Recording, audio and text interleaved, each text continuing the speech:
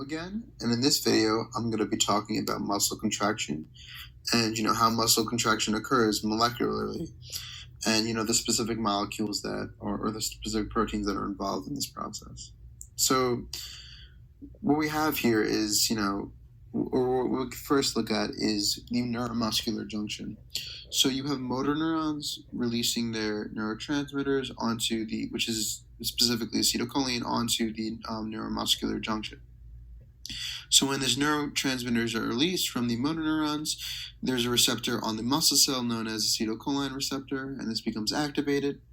Once this becomes activated, then Na can go through. Once Na goes through, this will allow for molecules on the calcium molecules being released in a region known as the sarcoplasmic reticulum on muscle cells. And once these calcium ions are released, they go into the cytosol, and this will lead to the ultimate muscle contraction occurring. Just one thing to note, once these calcium ions are released from the sarcoplasmic reticulum, they're released through these transverse tubes throughout the muscle cells, and there's a variety amount of sarcomeres throughout the muscle that will eventually be activated, and this will lead to synchronous contraction of the whole muscle. And this ultimately is allowed via the fast process commanded by these motor neurons. So now to just get into the specifics regarding muscle contraction. So what happens with muscle contraction? Well, there's two molecules. There's myosin and F-actin.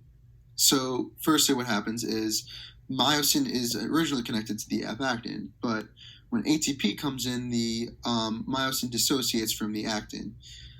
So once this dissociation occurs, there's an ATP hydrolysis reaction that occurs, and this ATP hydrolysis will cause a conformational change of the head of the myosin that was originally connected to the actin, and this shifts the position of the actin fiber.